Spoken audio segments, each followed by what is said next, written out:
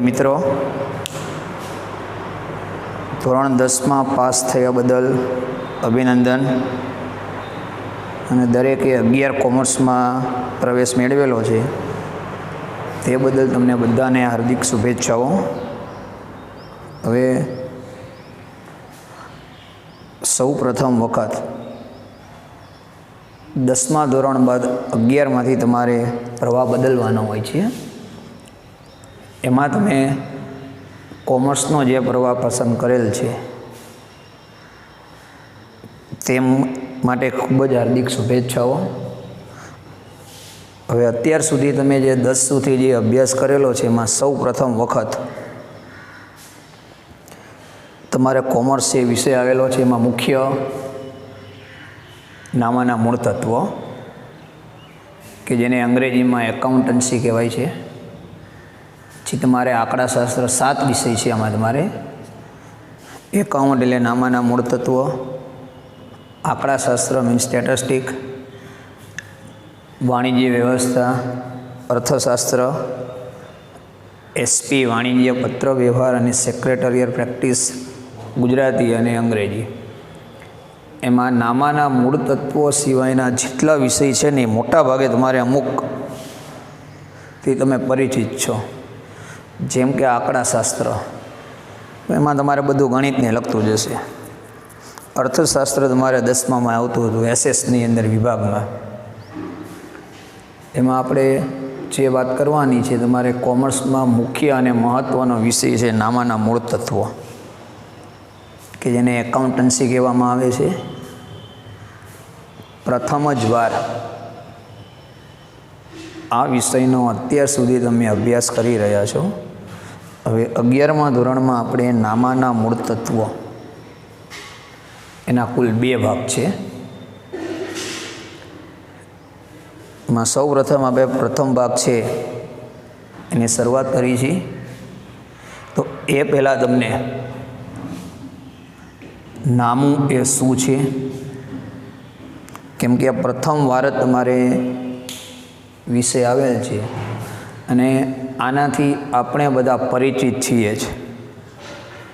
કેમ કે નામું છે એ દરેક વ્યક્તિના જીવનમાં તાણાવાણાની જેમ વણાઈ ગયું છે. ડગલે ને પગલે વ્યક્તિને નામાની જરૂરિયાત રહે છે. તો પહેલાં નામું એ શું છે એ શરૂ કરતાં પહેલાં તમને નામાનો ઉદ્ભવ કઈ રીતે થયો, શા માટે નામું લખવામાં આવે છે, આ બધી જ પહેલાં આપણે સૌ પ્રથમ પ્રાથમિક માહિતી છે. તો સૌ પ્રથમ જ્યારે મનુષ્ય એટલે કે જ્યારે માનવી આદિકાળમાં જ્યારે માનવી જંગલમાં વસવાટ કરતો હતો ત્યારે તેની કોઈ જરૂરિયાત ન હતી. આપણે પ્રાચીન કાળની વાત કરીએ, આપણે આદિ માનવ કાળમાં જતા રહી. કેમ કે નામું છે ને ઘણા વર્ષોથી લખવામાં આવે છે. અને જો આ વિષય એકદમ સહેલો છે, એમાં તમારે મૂંઝાવાનું છે નહીં. અમુક આપણે આમાં પરિચિત છીએ. એટલે જો પહેલું ચેપ્ટર જ આપણે શું છે, હિસાબી પદ્ધતિ, હિસાબી બીજું નામ નામા પદ્ધતિ, અને એમાં પારિભાષિક શબ્દ. તો નામું એ શું છે એની સમજૂતી આપતા પહેલાં સૌ પ્રથમ નામાનો ઉદ્ભવ કઈ રીતે થયો, એના ઉદ્ભવનો ઇતિહાસ. તો સૌ પ્રથમ જ્યારે માનવી પુરાતન કાળમાં એટલે આદિકાળની અંદર જંગલમાં વસવાટ કરતો હતો ત્યારે એની કોઈ એવી મૂળભૂત કે પ્રાથમિક જરૂરિયાતમાં હતી ને એક જ હતી કે મનુષ્યને ભૂખ લાગે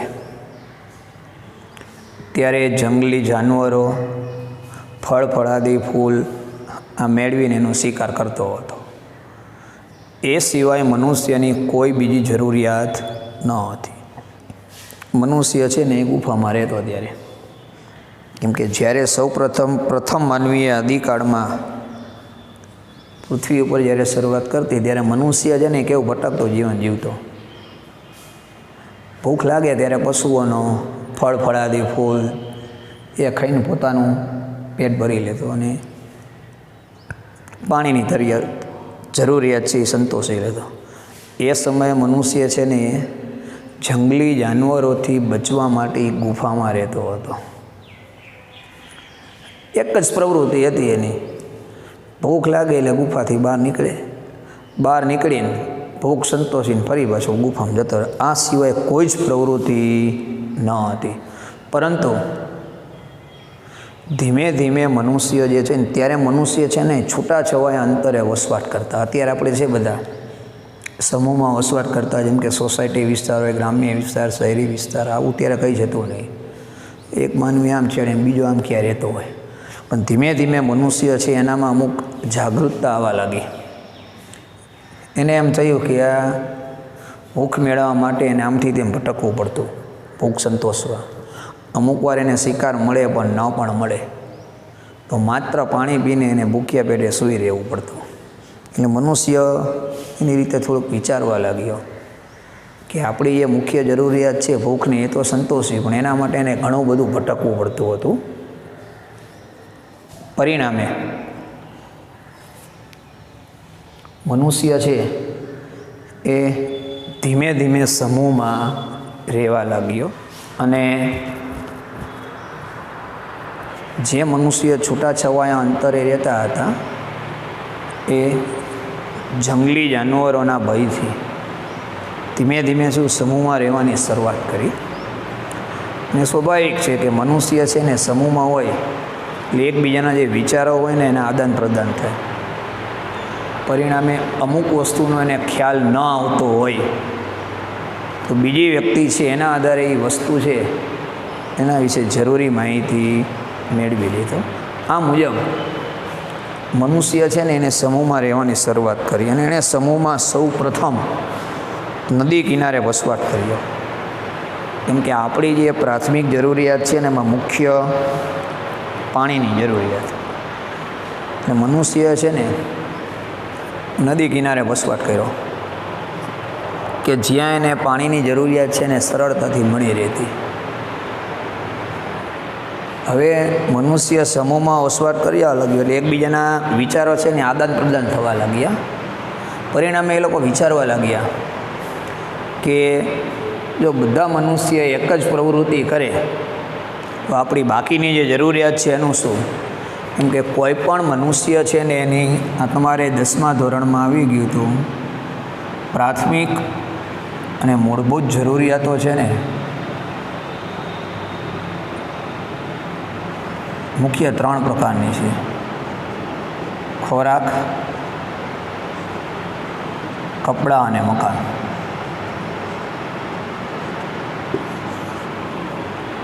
કે શરૂઆતમાં શું મનુષ્યની એક જ પ્રવૃત્તિ ખોરાક મેળવવાની જ હતી, પણ ધીમે ધીમે સમૂહમાં રહેવા લાગ્યું એટલે એની બીજી જરૂરિયાત પણ ઊભી થવા લાગી. હવે એ લોકોએ વિચાર્યું કે આપણે જરૂરિયાત સંતોષવા માટે ભૂખની આમ તેમ ભટકવું પડે છે, એમાં શિકાર મળે પણ ન પણ મળે. તો નદી કિનારે જે વસવાટ કરેલો છે 12 માસ એમને પાણી મળી રહેતું. એટલે એમણે સૌ પ્રથમ નદી કિનારે ખેતીની શરૂઆત કરી. નદી કિનારે લેવા માંડ્યો કેમ કે ખેતી માટે એમને 12 માસ પાણી છે ને સ્થળેથી મળી રહેતું. આમ મનુષ્યએ ખેતીની શરૂઆત કરી. મનુષ્ય ખેતી તરફ વળ્યો કે જેમાં અનાજ સ્વરૂપે એમની જીવન જરૂરિયાતની જે વસ્તુ છે ખોરાકની સંતોષવા લાગી. પણ પછી મનુષ્યએ વિચાર્યું કે એના સિવાયની આપણી જે બાકીની જરૂરિયાત છે એનું શું? જો બધા જ લોકો ખેતી કરશે તો બાકીની આપણી જે જીવન જરૂરિયાતની વસ્તુઓ છે એનું શું? એટલે એ લોકોએ સૌ પ્રથમ શું કર્યું કે એ લોકોએ એમના કાર્યની વહેંચણી કરી.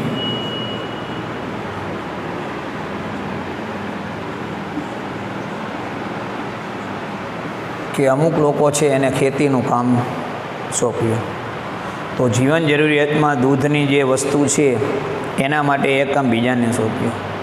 એના માટે વાસણની જરૂરિયાત પડતી, કાપડની જરૂરિયાત પડતી, આ બધી જરૂરિયાત ઊભી થવા લાગી. એટલે એ લોકોએ મનુષ્ય જે હતા ને સમયે એમના કાર્યની વહેંચણી કરી નાખી. અને એમાંથી એમને દરેકને શ્રમ વિભાજન છે ને એનો લાભ મેળવવા લાગ્યો. કેમ કે એનું કારણ એ કે જે વ્યક્તિ ખેતી કરતો એ ખેડૂત કહેવાયો. કાપડ વણાટનું કામ કરતો વણકર કહેવાયો.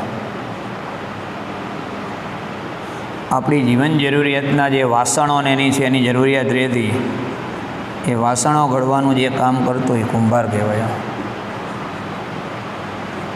એટલે આ રીતે મનુષ્ય છે એ લોકોએ એમના કાર્યની વહેંચણી છે નહીં કરી દીધી. ખેતી જે વ્યક્તિ કરતો એ ખેડૂત, કાપડ કામ કરતો કાપડ વણાતી વણકર કહેવાયો, વાસણો બનાવવાનું કામ કરતો એ કુંભાર કહેવાયો. આમાં આવી અસંખ્ય જરૂરિયાત હતી ને એ મનુષ્યની ધીમે ધીમે સંતોષાવા લાગી. એમાં પ્રશ્ન એ હતો, અને ત્યારે અત્યારની જેવી કોઈ પણ પ્રકારની સુવિધા ન હતી, અને ત્યારે વેપાર વાણિજ્યનો વિકાસ જ ન થયો, કેમ કે મનુષ્ય છે ને એના પ્રારંભિક તબક્કામાં જ હતો. હવે આ જે માનવી હતા, મનુષ્ય, એ લોકોને જીવન જરૂરિયાતની બીજી કોઈ વસ્તુની જરૂરિયાત હોય ને તો એ પરસ્પર એકબીજા પાસેથી મેળવી લેતા. ખેડૂત હોય અને કાપડની જરૂરિયાત હોય તો વણકર પાસેથી મેળવી લેતો, વાસણની જરૂરિયાત હોય તો કુંભાર પાસે, એ રીતે કુંભારને અનાજની જરૂરિયાત હોય તે ખેડૂત પાસેથી મેળવી લેતા. આ રીતે એકબીજાની જે ચીજ વસ્તુ હતી ને એની લેવડ દેવડ થવા લાગી. એટલે એ સમયે પોતાની જરૂરિયાત હોય ને એનાથી વધુ ઉત્પાદન કરતા, એને હિસાબે બાકીની વ્યક્તિની જે જરૂરિયાત છે ને એ પણ સંતોષાવા લાગી. અને એક જ વ્યક્તિ ઉપર બધો આધાર રાખવાનું છે ને એ દૂર થયું. મનુષ્યનું કારણ કે સમૂહમાં રહેવા લાગ્યો હતો, એ ધીમે ધીમે મનુષ્યની બુદ્ધિનો વિકાસ થવા લાગ્યો, વિચારવા લાગ્યો કે ખેતી કરતો ખેડૂત છે, કાપડની જરૂરિયાત હોય ને તાની પાસેથી મેળવી લેતો. પણ ત્યારે આજની જેવા બજારો, શોપિંગ મોલ એવું ન હતું. એટલે આ બધા લોકોએ ભેગા મળીને એવું નક્કી કર્યું કે મહિનાના કોઈ એક ચોક્કસ દિવસે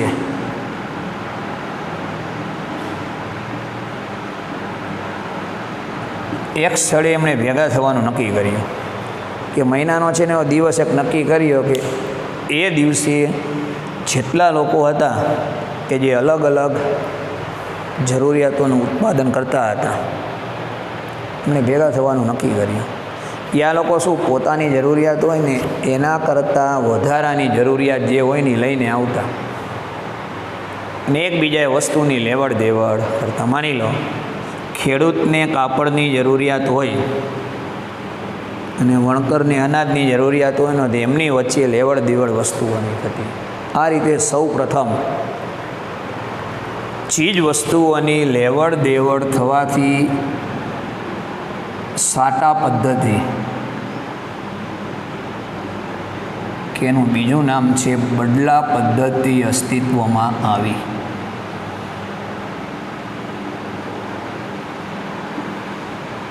હવે એની વ્યાખ્યા કહું. બદલા પદ્ધતિ એટલે શું, કે સાટા પદ્ધતિ એટલે શું? ચીજ વસ્તુના બદલામાં ચીજ વસ્તુની લેવડ દેવડ, એને બદલા પદ્ધતિ કહેવામાં આવે છે. ચીજ વસ્તુ હોય ને, એક ચીજ વસ્તુના બદલામાં બીજી ચીજ વસ્તુની જે લેવડ દેવડ થાય ને એને બદલા પદ્ધતિ કે સાટા પદ્ધતિ કહેવામાં આવે છે. આમ બદલા પદ્ધતિની શરૂઆત થઈ. હું ઉદાહરણ કહું. ખેડૂત છે, અનાજ આપીને બદલામાં વણકર પાસેથી કાપડ મેળવતો, તો આજે લેવડ દેવડ કરવામાં આવતી ને એને કઈ સાટા પદ્ધતિ તરીકે ઓળખવામાં આવી. આમ એ સમયે સૌ પ્રથમ બદલા પદ્ધતિની શરૂઆત થઈ. જો બદલા પદ્ધતિનું બીજું નામ શું છે? સાટા પદ્ધતિ કહેવાય. હવે એ સમયે નાણાંનું અસ્તિત્વ જ ન હતું.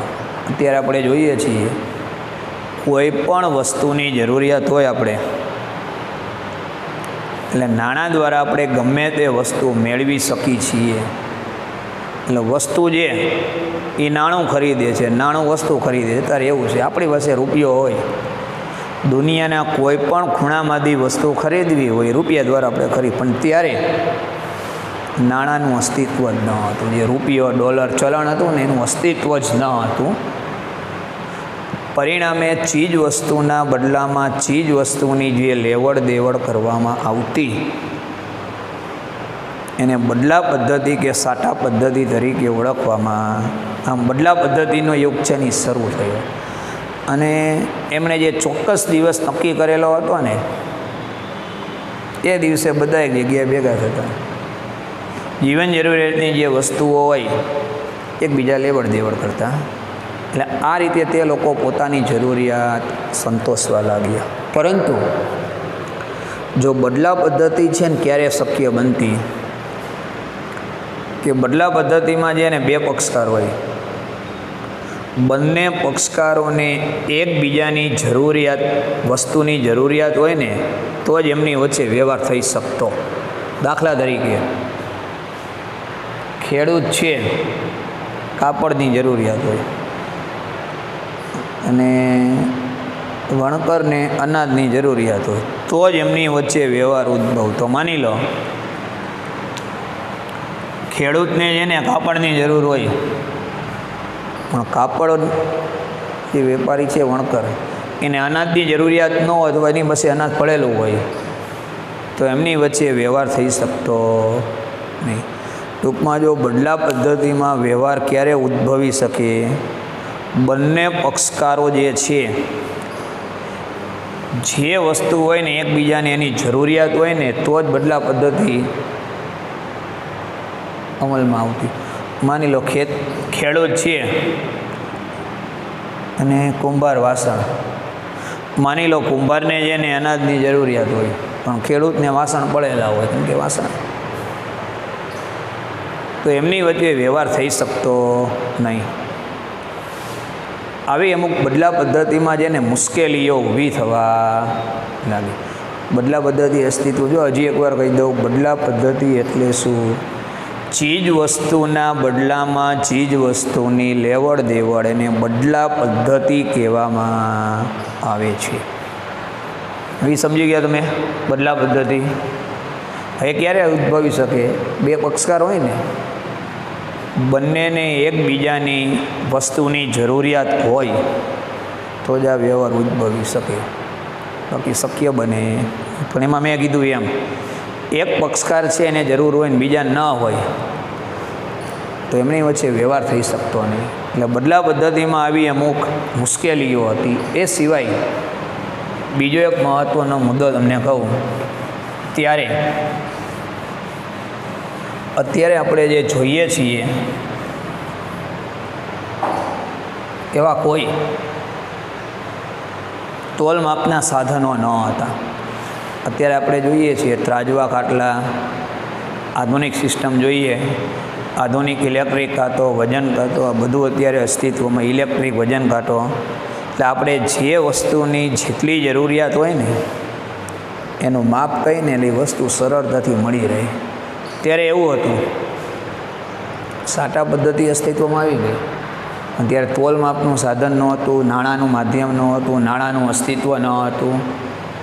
પરિણામે એ લોકો અમુક માપનું છે ને અંદાજ મૂકતા કે માની લો ખેડૂત છે એ અનાજ અને માની લો વણકર કે જે કાપડ, તો એમણે છે ને એક એવું પ્રમાણ નક્કી કરેલું હતું કે જે વ્યક્તિને કાપડની ખેડૂતની જરૂરિયાત હોય તો એને કેટલું અનાજ આપવું એવું એક એમણે એ જમાનામાં એમણે એમની રીતે માપ નક્કી કરેલું હતું. અને એ રીતે એ લેવડ દેવડ કરતા હતા. માની લો બીજું એક તમને ઉદાહરણ આપું એમાં કે એક તમને પહેલી બદલા પદ્ધતિની મુશ્કેલી કઈ કીધી કે બંને પક્ષકારોને એકબીજાની વસ્તુની જરૂરિયાત હોય તો જ એમની વચ્ચે લેવડ દેવડ થઈ શકતી, બાકી લેવડ દેવડ થઈ શકતી નહીં. બીજી એક મુશ્કેલી એ હતી કે તે સમયે કોઈ ચોક્કસ પ્રમાણ ન હતું. માની લો ખેડૂત છે, ખેડૂતને ઢોર ઢાખરની જરૂરિયાત હોય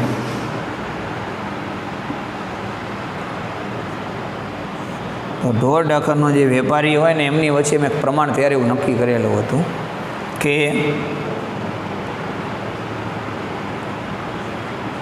એક ગાયના બદલામાં 2 પીપ અનાજ,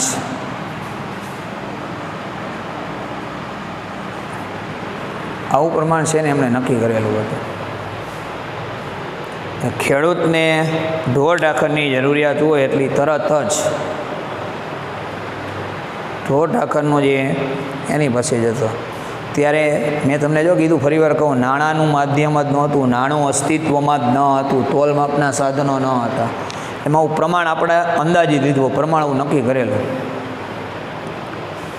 એક ગાયના બદલામાં 2 પીપ અનાજ, આ ધોરણ નક્કી થયેલું. હવે આમની વચ્ચે વ્યવહાર ક્યારે થતો?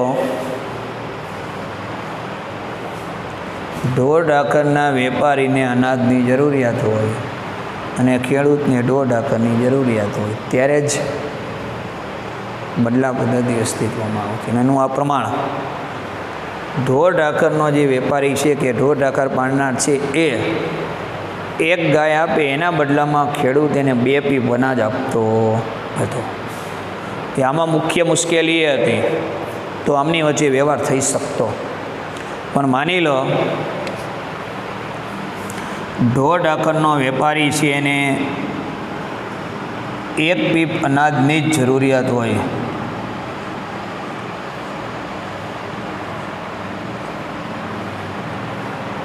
તો એમની વચ્ચે વ્યવહાર થઈ શકતો નહીં. ઢોર ઢાંખરનો વેપારી છે, માની લો એની પાસે અમુક અનાજ પડ્યું હોય અને 1 પીપ અનાજની જરૂર હોય, તો આ બંને વચ્ચે જ એને વ્યવહાર થઈ શકતો, લેવડ દેવડ થઈ શકતી નથી. કંઈનું કારણ કે જો પ્રમાણ કયું હતું, એક ગાયના બદલામાં 2 પીપ અનાજ, જરૂર કેટલી છે? 1 પીપ અનાજ. તો એમની વચ્ચે વ્યવહાર શક્ય બનતો. એનું કારણ, એક ગાયના 2 ભાગ થઈ શકે નહીં. ગાય છે જીવિત પ્રાણી છે. એક ગાયના બદલામાં 2 પીપ અનાજ અને જરૂર હોય 1 પીપની જોઈ, તો એક ગાયના 2 ભાગ થઈ શકે. આ બદલા પદ્ધતિની મુખ્ય મુશ્કેલી હતી. હવે આવી મુશ્કેલી એની અંદર ઊભી થવા લાગી. આવી ઘણી બધી મુશ્કેલી આ મુખ્ય તમને કીધી. બીજું શું કીધું કે બંનેને જરૂરિયાત હોય ને વસ્તુની, તો જ એમની વચ્ચે લેવડ દેવડ થઈ શકતી. એટલે આવી મુશ્કેલીઓ ઊભી થતાં કે આ બદલા પદ્ધતિ છે ને એની મુખ્ય મર્યાદાઓ હતી. અને આ બદલા પદ્ધતિની મુશ્કેલીઓ નિવારવા માટે માનવીએ વિચાર્યું કે એની મુશ્કેલી જે ઊભી થતી હતી નિવારવા માટે એમણે સૌ પ્રથમ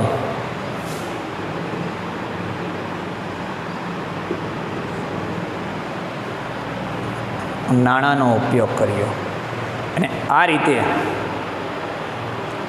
નાણાંની જરૂરિયાત અસ્તિત્વમાં આવી, કે નાણાંનું અસ્તિત્વ આ રીતે અમલમાં આવ્યું.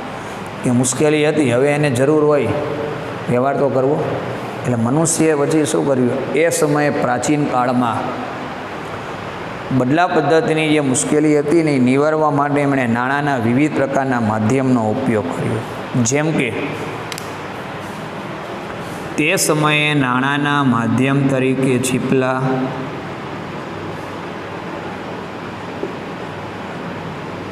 કોળી, અમુક ધાતુઓ,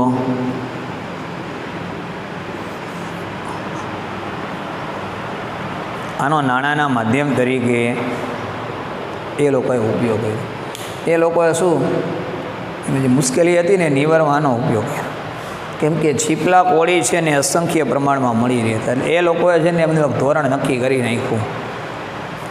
કેમ કે અમુક તમને ઓલું ગાયનું ઉદાહરણ આપ્યું, 2 ભાગ નહોતો. અમુક છીપલા કે અમુક કોળી આટલી સંખ્યામાં હોય, એના બદલામાં એને આટલું અનાજ આપવું, એના બદલામાં આટલું કાપડ આપવું, એના બદલામાં એની બીજી જરૂરિયાત હોય ને પૂરી થાય. આ મુજબ મનુષ્યની જરૂરિયાતો છે એની ધીમે ધીમે પૂરી થવા લાગી. કેમ કે નાણાંનો માધ્યમ તરીકે કે નાણું માધ્યમ તરીકે અસ્તિત્વમાં આવતા મનુષ્ય ચીજ વસ્તુની લેવડ દેવડ છે એની સરળતાથી કરવા લાગ્યો. હવે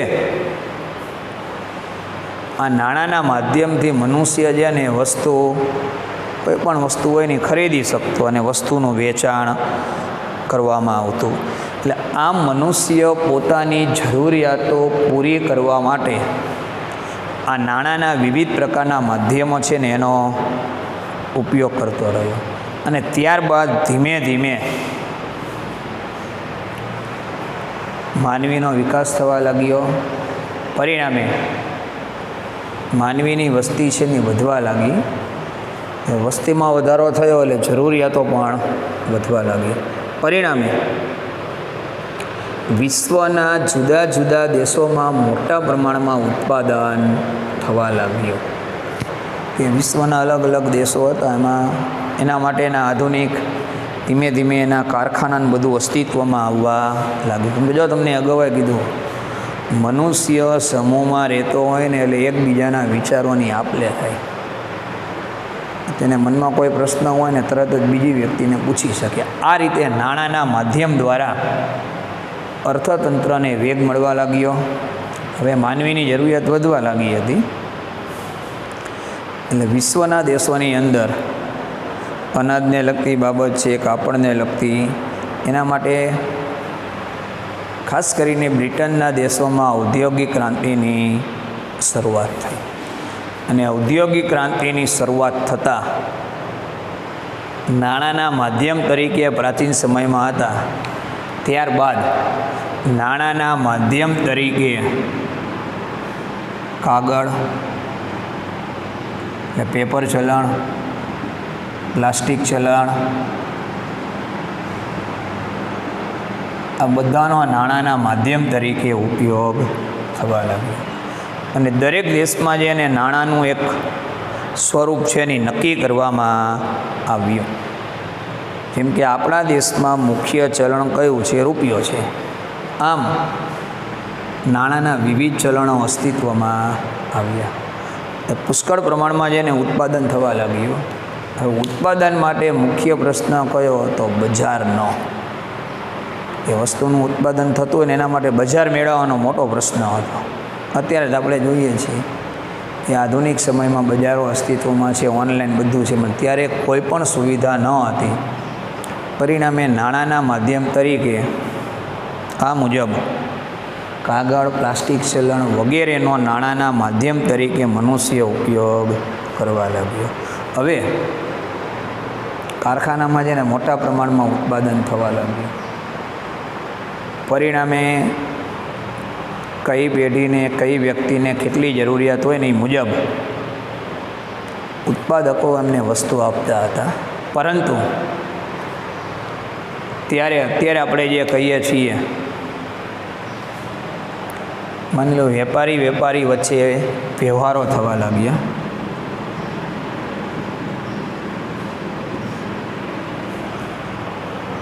તો વ્યવહાર એટલે શું?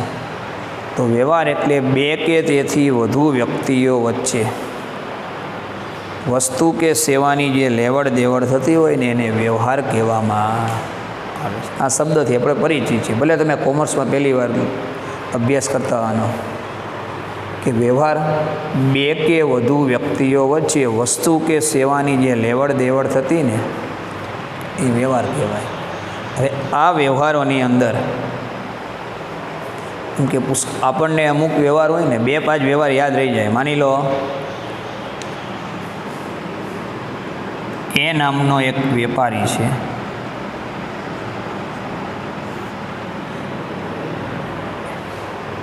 એ દિવસ દરમિયાન અલગ અલગ ગ્રાહકોને વસ્તુનું વેચાણ કરતો હોય.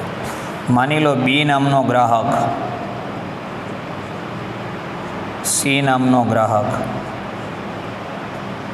ડી નામનો ગ્રાહક. બી નામના ગ્રાહકને છે ને 5 કિલો ઘઉં આપે છે. સી નામના ગ્રાહકને 5 કિલો તેલ આપે છે. ડી નામના ગ્રાહકને 2 કિલો ખાંડ આપે છે.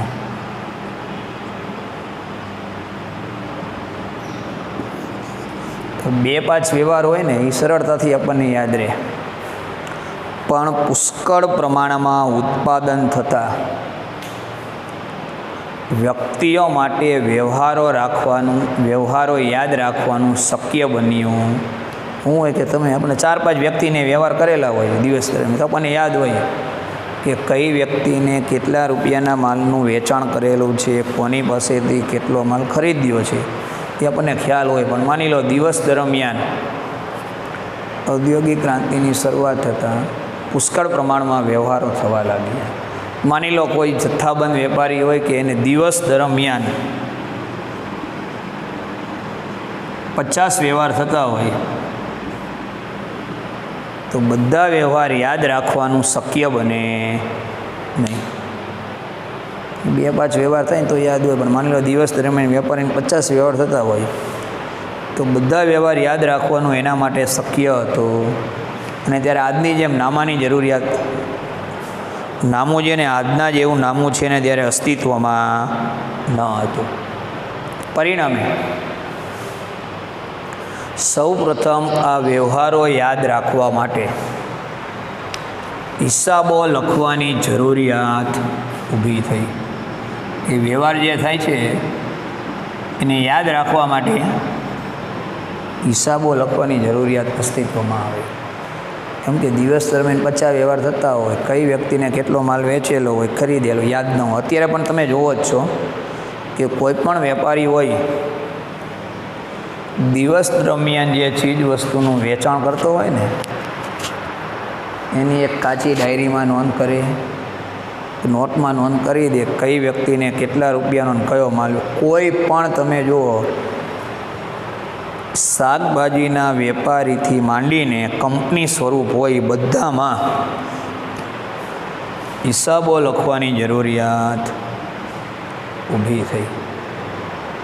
કઈ વ્યક્તિને કેટલો માલ વેચેલો છે જાણવું હોય તો બધું યાદ ન હોય, એટલે હિસાબ લખવાની જરૂરિયાત ઊભી થઈ. અને આ હિસાબ લખવાની જરૂરિયાતમાંથી હિસાબી પદ્ધતિ એટલે નામા પદ્ધતિની જરૂરિયાત ઊભી થઈ. અને નામું છે ને અત્યારે નહીં, પ્રાચીન કાળમાં નામું લખવામાં આવતું હતું એવા ઘણા બધા ઉલ્લેખો છે ને આપણા શાસ્ત્રોમાં પણ થયેલા છે. જેમ કે રામાયણ,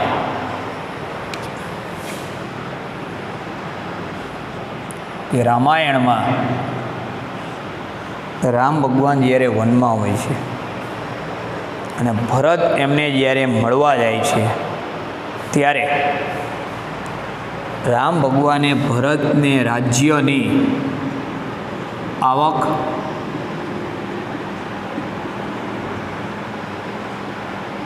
અને જાવક વિશેનું પૂછેલું, એનો ઉલ્લેખ એ રામાયણમાં છે કે રાજ્યની આવક છે જાવક કરતાં વધુ છે ને, એટલે આ દર્શાવે છે ત્યારે પણ નામું લખવામાં આવતું હતું. તેમજ મહાભારત કાળમાં પણ યુદ્ધ સમયે રાજા યુધિષ્ઠિરે તેમના ભાઈઓને જે સૈન્ય હતું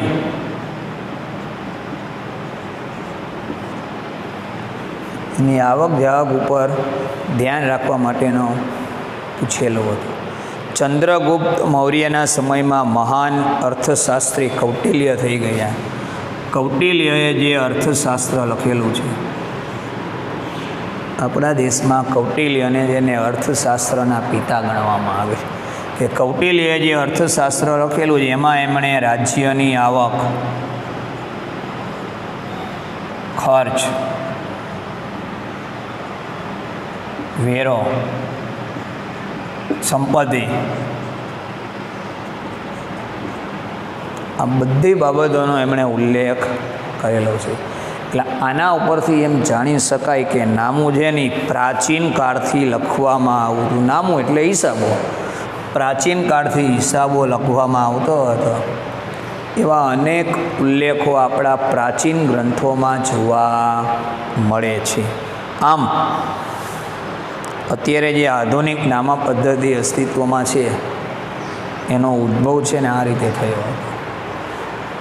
આપણે જે વિષયનું નામ જ છે નામાના મૂળ તત્વો કે જેને એકાઉન્ટન્સી કહેવાય. આ મેં તમને એનો નામાના ઉદ્ભવનો ઇતિહાસ કીધો કે નામું એ કેવી રીતે અસ્તિત્વમાં આવ્યું. અત્યારે આપણે જોઈએ એટલે કે હિસાબો લખવાની જરૂરિયાત ઊભી થતાં નામાની જેને વિવિધ પ્રકારની સંસ્થાઓ અસ્તિત્વમાં આવી અને નામા અંગેનો સૌ પ્રથમ નામું લખવાની જેને અલગ અલગ સંસ્થા છે ને ત્યારે અસ્તિત્વમાં હતી. પરિણામે ત્યારે ઈસવીસન 1494માં જો નામું છે ને મેં તમને કીધું કે નામું લખવાની જરૂરિયાત ઊભી થઈ તો નામું પ્રાચીન કાળથી લખવામાં આવતું હતું. એનો ઉલ્લેખ આપણા દેશમાં પણ નામું છે ને પ્રાચીન કાળથી લખવામાં આવતું કે રામાયણ મહાભારત આપણે જોઈએ એ બધા 5000 5,500 વર્ષ જૂના બધા ગ્રંથો છે. એ સમયે નામું લખવામાં આવતું હતું અને જેમ જેમ મનુષ્ય તમને કીધું વિકાસ સાધવા લાગ્યો, જરૂરિયાત વધવા લાગી, તેમ વિશ્વના દેશોમાં મોટા પ્રમાણમાં ઉત્પાદન થવા લાગ્યું અને એને પહોંચી વળવા માટે જરૂરિયાતને પહોંચી વળવા આધુનિક કારખાનામાં ટેકનોલોજી દ્વારા ઉત્પાદન થવા લાગ્યું. પરિણામે હિસાબો લખવાની જરૂરિયાત ઊભી થઈ અને આ હિસાબોમાંથી નામા અંગેનો ઉદ્ભવ થયો. તો ઈસવીસન 1400 આ પશ્ચિમના દેશોની વાત કરું છું. 1494માં ઇટાલીના પાદરી શ્રી લ્યુકા પેસિઓલીએ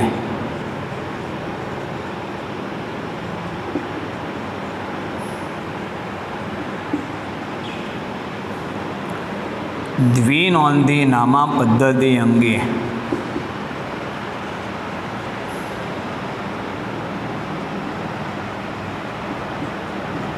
સૌ પ્રથમ સૈદ્ધાંતિક રજૂઆત કરી હતી. તમને વિકલ્પમાં એક વાક્યમાં પૂછે કે દ્વિનોંધી નામા પદ્ધતિ અંગે સૌ પ્રથમ સૈદ્ધાંતિક રજૂઆત કોણે અને ક્યારે કરી હતી? તો દ્વિનોંધી નામા પદ્ધતિ અંગે સૌ પ્રથમ સૈદ્ધાંતિક શરૂઆત ઇટાલીના પાદરી શ્રી લ્યુકા પેસિઓલીએ કયા વર્ષમાં? 1494માં દ્વિનોંધી નામા પદ્ધતિ અંગેની એમને જે ગણિતશાસ્ત્ર નામનું પુસ્તક લખેલું હતું એમાં એનો ઉલ્લેખ કરેલો છે કે દ્વિનોંધી નામા પદ્ધતિ અંગે સૌ પ્રથમ સૈદ્ધાંતિક શરૂઆત ઇટાલીના પાદરી લ્યુકા પેસિઓલીએ સાલ યાદ રાખવાની 1494માં કરી હતી. હજી એકવાર કહી દઉં, જો નામાની જરૂરિયાત ઊભી થઈ એટલે વિશ્વ કક્ષાએ નામાની અલગ અલગ સંસ્થાઓ અસ્તિત્વમાં આવી, જેમાં શરૂઆતમાં એક નોંધી નામા પદ્ધતિ, દ્વિનોંધી નામા પદ્ધતિ,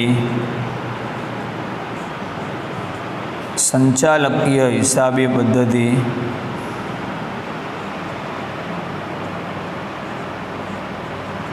નાણાકીય હિસાબી પદ્ધતિ, પડતર હિસાબી પદ્ધતિ, આવી ઘણી બધી નામા પદ્ધતિની અલગ અલગ શાખાઓ અસ્તિત્વમાં આવી, જેમાં દ્વિનોંધી નામા પદ્ધતિ છે, દેશી નામા પદ્ધતિ, એમાં નામું લખવાની આપણા દેશમાં એ સમયે જે પદ્ધતિ હતી દેશી નામા પદ્ધતિ.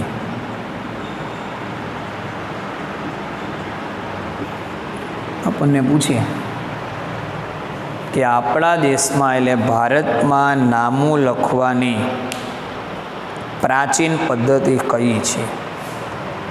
તો નામું લખવાની પ્રાચીન પદ્ધતિ દેશી નામા પદ્ધતિ. એમને પૂછીએ અવાર્ષિક પદ્ધતિ, આધુનિક પદ્ધતિ, તો દ્વિનોંધી નામા પદ્ધતિ.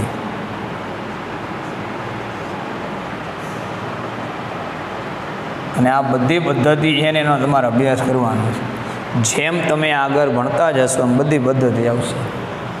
અત્યારે 11મામાં આપણે મોટા ભાગે વ્યવહારમાં ઉપયોગી છે દ્વિનોંધી નામા 11-12માં આપણે, પછી આગળ તમારે અલગ અલગ આ બધી પદ્ધતિ આવશે. એક નોંધીએ છે ને તમારે 11મામાં આવી જાય. નામું લખવાની આપણા દેશમાં નામું લખવાની સૌથી પ્રાચીન પદ્ધતિ કઈ છે? દેશી નામા પદ્ધતિ. હમણે ક્યારે લ્યુકા બેસિલીએ કયા વર્ષમાં 1494માં શેની રજૂઆત કરી હતી? દ્વિનોંધી. પણ એ પહેલાં પ્રાચીન કાળથી આપણા દેશમાં નામું લખવામાં આવતું હતું. એવા અસંખ્ય પુરાવા આપણા ધર્મગ્રંથોમાં જોવા મળે છે. પણ આપણા દેશમાં જે નામું હતું એની દેશી નામું. આ બે પદ્ધતિ છે ને એક સરખી જ છે. વિશ્વની અંદર એકમાત્ર ભારત દેશમાં જ દેશી નામા પદ્ધતિ પ્રચલિત છે. બાકી વિશ્વના બધા દેશોમાં દ્વિનોંધી નામા પદ્ધતિએ જ હિસાબો લખવામાં આવે છે. નામું લખવાની સૌથી પ્રાચીન પદ્ધતિ કઈ છે? દેશી નામ. પછી તમને એની સમજૂતી આપું. વિશ્વના સમગ્ર દેશોમાં આપણને એમ થાય કે આપણો ભારત દેશ આર્થિક રીતે પછાત છે, કે જો વિકાસ પામતો દેશ છે, એટલે આપણા દેશમાંય નામું અલગ રીતે લખવામાં આવતું હોય ને અમેરિકા બ્રિટનમાં અલગ, બધે એક સરખું જ નામું લખવામાં આવે. હા, આ બે પદ્ધતિ છે ને સમાન છે. બંને પદ્ધતિમાં નામું લખવાના જે સિદ્ધાંતો છે, નિયમો છે, એક સરખા જ છે. પણ એ બંને પદ્ધતિ છે ને સૈદ્ધાંતિક દ્રષ્ટિએ અલગ પડે. કે બેમાં એક સરખી રીતે જ નામું લખવામાં. એટલે આમાંથી આ દેશી નામા પદ્ધતિની શરૂઆત થઈ. એના જેમ મેં કીધું કે 1494 અત્યારે જોવો જોઈએ,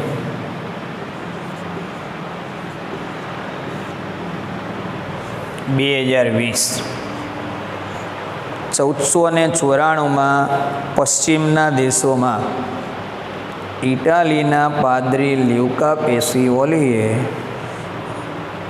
દ્વિનોંધી નામા પદ્ધતિ અંગેની સૈદ્ધાંતિક રજૂઆત કરી હતી. ત્યારબાદ અત્યારે આપણે જોઈએ કે નામાની અનેક પ્રકારની આધુનિક પદ્ધતિઓ છે ને અસ્તિત્વમાં આવેલી છે.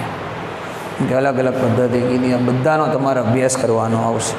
અને હવે તો આપણે જોઈએ કે ત્યારે નામા પદ્ધતિ છે અસ્તિત્વમાં આવતા, નામું લખવા માટે એના જે ચોપડાઓ છે એનો ઉપયોગ કરવામાં આવતો. કેમ કે હિસાબો છે ને કાયમ માટે યાદ રાખવાના હોય, એટલે નામું છે ને નક્કી કરેલા ખાસ ચોપડામાં લખવામાં આવતા. પણ ધીમે ધીમે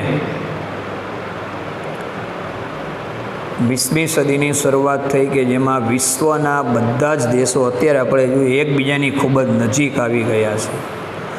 આપણે કોઈ પણ વસ્તુની જરૂરિયાત હોય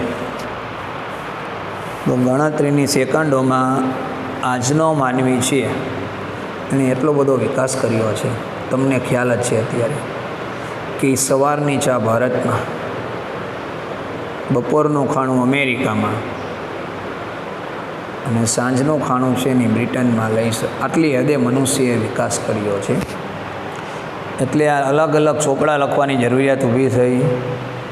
ત્યારબાદ વ્યવહારોનું પ્રમાણ ખૂબ જ વધવા લાગ્યો અને વર્ષ દરમિયાન જે વ્યવહારો થાય એ બધા ચોપડામાં લખવામાં આવતા હતા. એ કાળક્રમે નામું લખવાની જે અલગ અલગ પદ્ધતિ હતી ને એની વિચારસરણીમાં ફેરફાર થતો હોય. જેમ કે ત્યારબાદ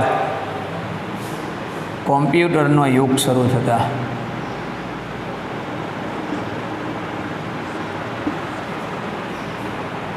કમ્પ્યુટરાઇઝ્ડ એકાઉન્ટિંગનો હવે નવો યુગ શરૂ થયો છે. કેમ કે કોમ્પ્યુટર અસ્તિત્વમાં આવતા બધા હિસાબો મોટા ભાગના, ખાસ કરીને કંપની સ્વરૂપ હોય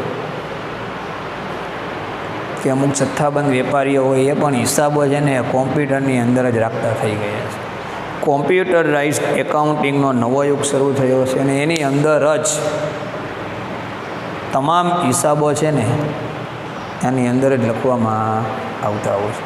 આ તમને જે કીધું એ નામું લખવાની મુખ્ય જે જરૂરિયાત હતી ને હિસાબ લખવાની, હિસાબો લખવા માટે આ નામાનો ઉપયોગ થવા. આજના યુગમાં આપણે જોઈએ છીએ કે સમગ્ર વિશ્વ કક્ષાએ સમાજની આર્થિક અને સામાજિક જરૂરિયાત છે ને સમય પ્રમાણે બદલાય છે. એટલે કાયદો હોય, મેડિકલ, ઇજનેરી, વિજ્ઞાન જેવા વિષયોમાં પણ હિસાબી પદ્ધતિનો ઉપયોગ થાય. જો નામું છે ને, નામાની જરૂરિયાત વ્યક્તિને ડગલે ને પગલે પડે છે. મેડિકલ હોય ને એમાં આની જરૂરિયાત ઊભી થાય, કેમ કે હિસાબો છે ને બધી જગ્યાએ હિસાબની જરૂરિયાત ઊભી. એટલે એટલું એવું કહેવાય કે કોમર્સ કરેલું હોય ને એ વ્યક્તિ કોઈથી ભૂખે ન મરે. નોકરી ન મળે ને તો હિસાબો લખીને એની જરૂરિયાત પૂર્ણ કરી શકે. એટલે અત્યારે આપણે જોઈએ મેડિકલ હોય, ઇજનેરી, કોઈ પણ ક્ષેત્ર, રાજકીય ક્ષેત્ર હોય, આર્થિક, ગમે એ જગ્યાએ હિસાબો લખવાની જરૂરિયાત ઊભી થાય છે. અને હિસાબો લખવા માટે જે તમને કીધું કે આપણા દેશની અંદર કે વિશ્વ કક્ષાએ હિસાબો લખવા માટે જેને અલગ અલગ પદ્ધતિનો ઉપયોગ થાય છે. આ રીતે જે આપણે ચેપ્ટરનું નામ છે હિસાબી પદ્ધતિ, એનું બીજું નામ શું? નામા પદ્ધતિ. આની જરૂરિયાત ઉદ્ભવી. એ બુકની અંદર આપણે શરૂઆતમાં જે છે પહેલા પેજમાં મેં તમને સમજાયું ને બધું, એની ટૂંકમાં સમજૂતી છે. મેં તમને વિસ્તારપૂર્વક સમજાયું કે આદિકાળથી માંડીને, એટલે પ્રાચીન સમયથી માંડીને કે નામું છે એટલે નામા પદ્ધતિ કહો તમે, હિસાબી પદ્ધતિ કહો કે નાણાકીય પદ્ધતિ, આ ત્રણે એક જ કે એની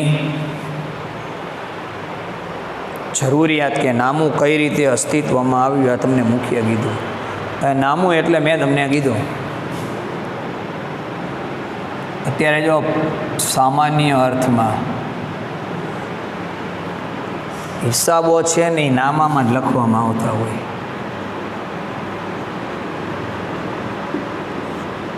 નામામાં શું લખવામાં આવે? હિસાબ લખવામાં આવે કે જેનાથી અભણ વ્યક્તિ હોય ને એ એને હિસાબ લખતો હોય.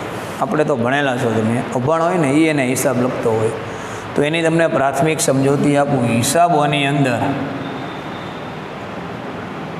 મુખ્ય બે બાબત, આવક અને જાવક. તમે માંડો ત્યારે શાકભાજીના વેપારીથી માંડીને તમામ વેપારીઓ છે ને એનો હિસાબ લખતા હોય છે. આપણા ઘરની અંદર પણ જે હિસાબ લખાય ને ઘરકામને લગતા હિસાબો હોય. ગૃહિણી ખાસ કરીને આપણી માતા બહેન હોય ને હિસાબો લખતા હોય છે. તો એ નામાની અંદર છે ને હિસાબો લખવામાં આવે, પણ હિસાબો લખવા માટે વ્યક્તિમાં આવડત હોવી જરૂરી છે અને એનું જ્ઞાન હોવું જોઈએ. આપણે જે હું નામું લખવાની વાત કરું છું ને દ્વિનોંધી એની, બાકી અભણ વ્યક્તિએ જે ને એ નામું લખી શકે. એના એ ઘરગથ્થુ નામું એનું કે હિસાબોમાં બે વસ્તુ આવતી હોય, આવક, જાવક. હવે તમને આવક જાવકની ટૂંકમાં સમજૂતી આપો. હવે તમને અગાઉ કીધું કે વ્યવહાર,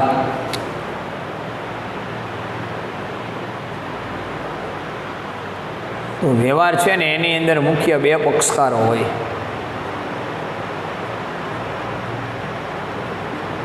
કોઈ પણ જે વ્યવહાર થાય ને એમાં ઓછામાં ઓછા બે પક્ષકારો છે ને હોય જ છે. અને હિસાબોમાં આવક અને જાવક લખવામાં આવે. એનું સરળ ઉદાહરણ આપણા ઘરથી જ લઈએ. આપણે માની લો કોઈ એક ઘરની અંદર એ નામની વ્યક્તિ છે, એ નામની વ્યક્તિની મહિનાની આવક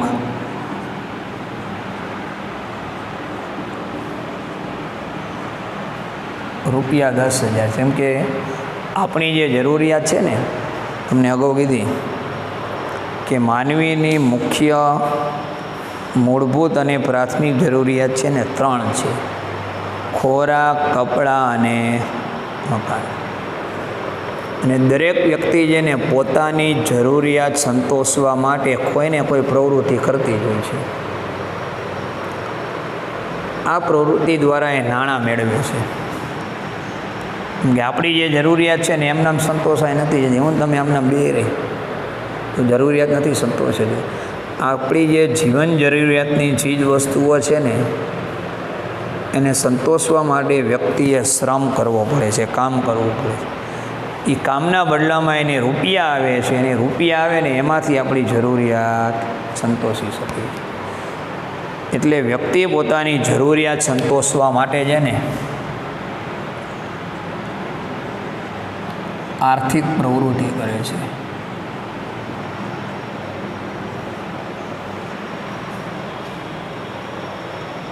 કઈ પ્રવૃત્તિ કરે? આર્થિક પ્રવૃત્તિ. એ ટૂંકમાં કહી દો તમને આર્થિક પ્રવૃત્તિ, કેમ કે આની વિસ્તૃત સમજૂતી છે ને તમારે અર્થશાસ્ત્રની અંદર આવશે. તો આર્થિક પ્રવૃત્તિ એટલે શું કે ચીજ વસ્તુ અને આર્થિક પ્રવૃત્તિ, આની આપણે આર્થિક વ્યવહાર કહેવાય, કે જે પ્રવૃત્તિનો મુખ્ય હેતુ નાણાં મેળવવાનો હોય એને આર્થિક પ્રવૃત્તિ કહેવાય. કોઈ પણ પ્રવૃત્તિ એવી કે જેનું મૂલ્ય નાણાંમાં આંકી શકાય એ આપણામાં આવશે આર્થિક વ્યવહાર. પછી કહીશ તમને. આર્થિક પ્રવૃત્તિ એટલે શું કે દરેક વ્યક્તિ છે ને કોઈને કોઈ આર્થિક પ્રવૃત્તિ કરતી જ હોય. એનો મુખ્ય હેતુ શું છે? નાણાં મેળવવાનો.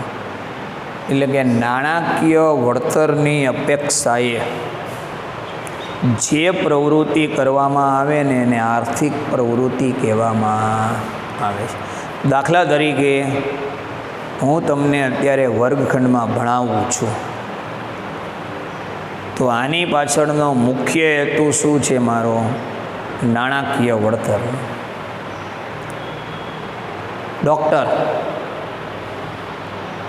વકીલ, ચાર્ટર્ડ એકાઉન્ટન્ટ, નર્સ, કડિયા કામ કરતા મજૂરો, શાકભાજી વેચતા ફેરિયાઓ, વેપારી, આ બધા જે પ્રવૃત્તિ કરે છે એની પાછળનો મુખ્ય હેતુ શું છે?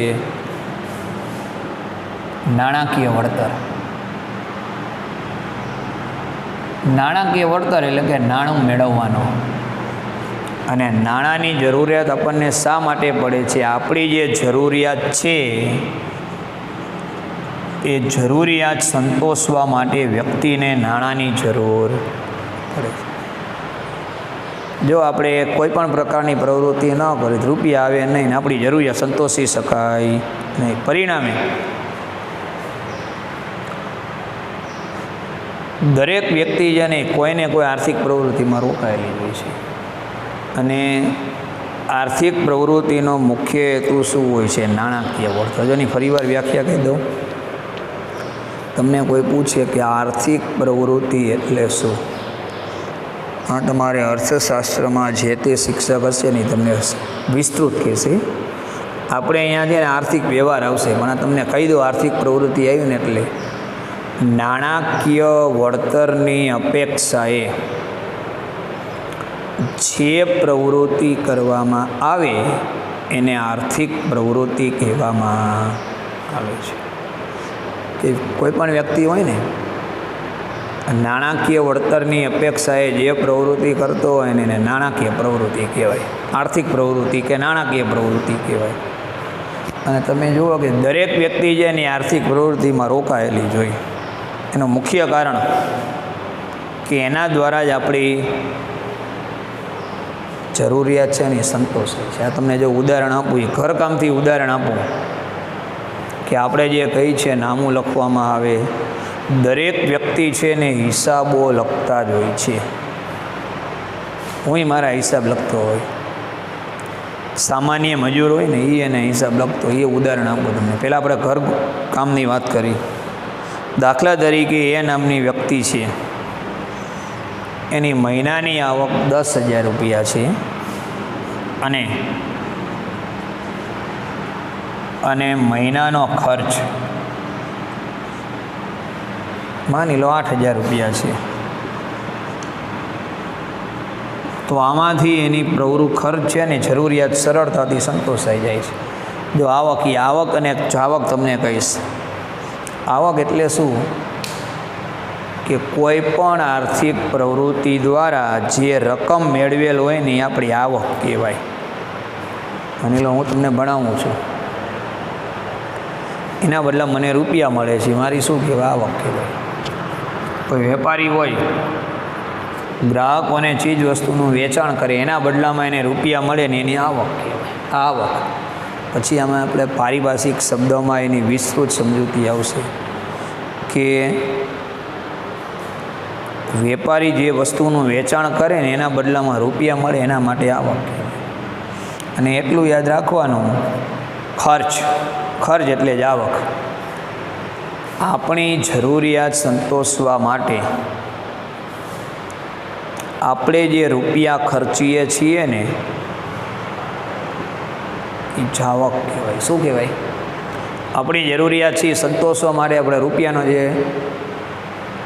પ્રાથમિક જરૂરિયાતની વસ્તુ, જેમ કે કીધું મહિનાની આવક 10,000 છે, એનો પ્રાથમિક જરૂરિયાતનો બધો ખર્ચ મહિનાનો 8,000 રૂપિયા થાય છે, તો 2,000 વધ્યા ને એને આપણે બચત કહી છીએ. શું કહી છીએ?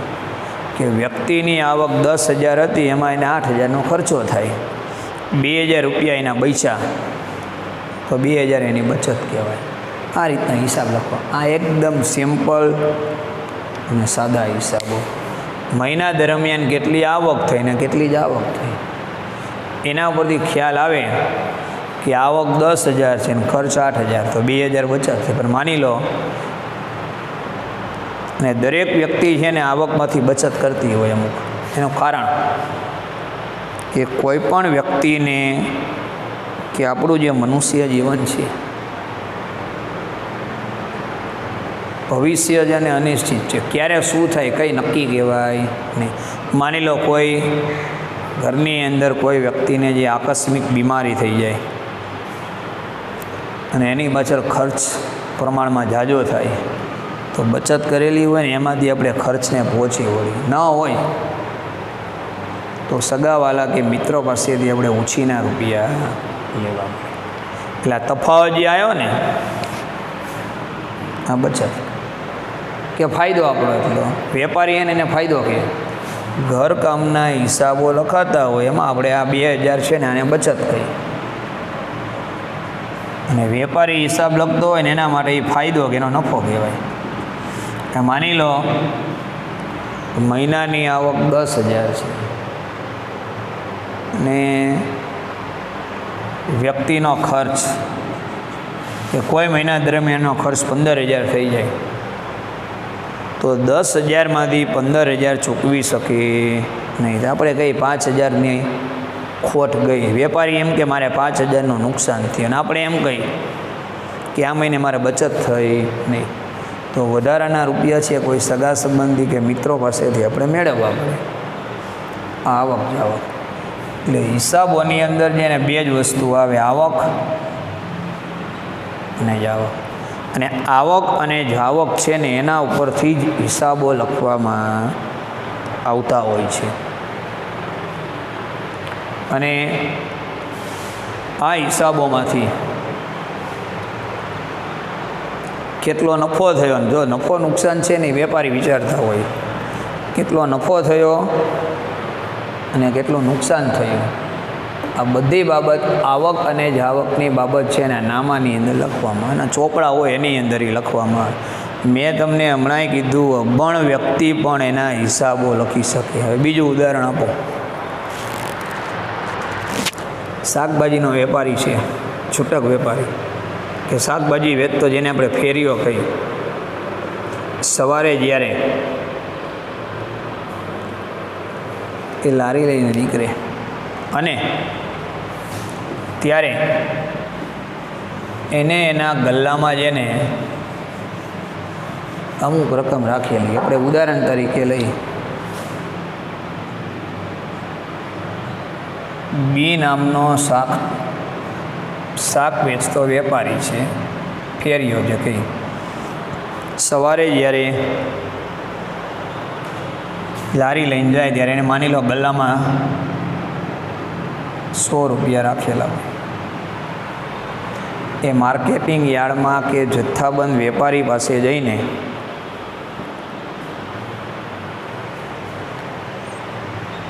શાકભાજીની ખરીદી કરે. એની પાસે ગલ્લામાં 100 છે અને 500ની ખરીદી કરે છે, એટલે કુલ એની પાસે કેટલા 600 રૂપિયા હતા. એમાં 500ના છે ને એણે શાકભાજી ખરીદ્યા ને બાકી ગલ્લામાં કેટલા રહ્યા અત્યારે 100 રૂપિયા. હવે દિવસ દરમિયાન કોઈ એક સ્થળે કે શાક માર્કેટમાં કે અન્ય કોઈ જગ્યાએ દિવસ દરમિયાન એ વેચાણ કરે અને વેચાણ દરમિયાન બપોરના અંતે કે સાંજે કે એને બધું વેચાણ થઈ જાય. તમારે જો આપણે શાકભાજી વેચતા ફેરિયાના જે હોય ને એ અમુક ટાઈમ થયેલા ગલ્લામાં કેટલા રૂપિયા છે ગણતા હોય, અમુક રૂપિયા ખિસ્સામાં નાખે, ગલ્લામાં નાખે. માની લો એને દિવસના અંતે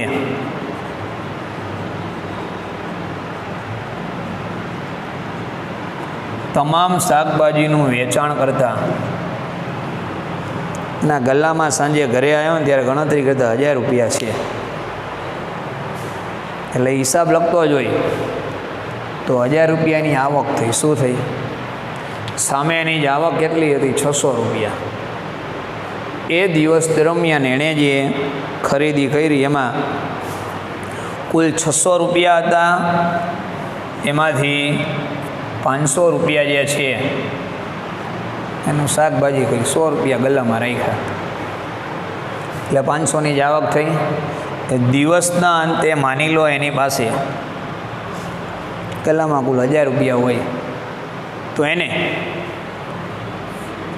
તરત એ ગણતરી કરી લે કે આજના દિવસનો વકરો, આ કુલ વકરો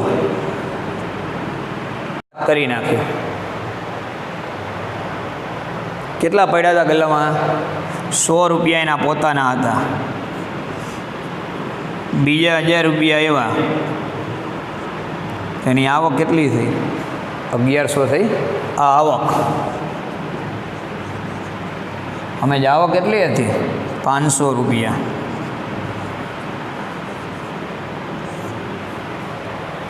કુલ એની પાસે કેટલા? 600 રૂપિયા હતા. એમાં 500 રૂપિયા જ આવક પેટે, 100 રૂપિયા ગલ્લામાં પડ્યા હતા, 1000 રૂપિયા.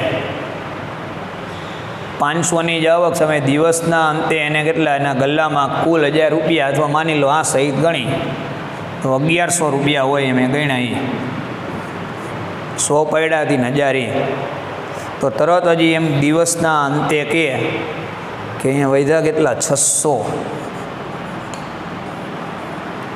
કે 600 રૂપિયાનો આજના દિવસનો વકરો થયો. વકરો એને વેચાણ કહેવાય. આ નામમાં કંઈ અઘરું લાગ્યું મિત્રો તમને? કંઈ અઘરું છે જ નહીં. નેપોલિયને કીધું હતું ને, nothing is impossible in the world.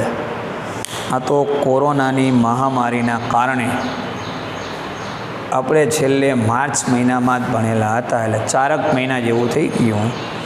4 મહિના પછી આજના દિવસે આપણે ભેગા થયા, ને એ પણ ઓનલાઈન લેક્ચર દ્વારા.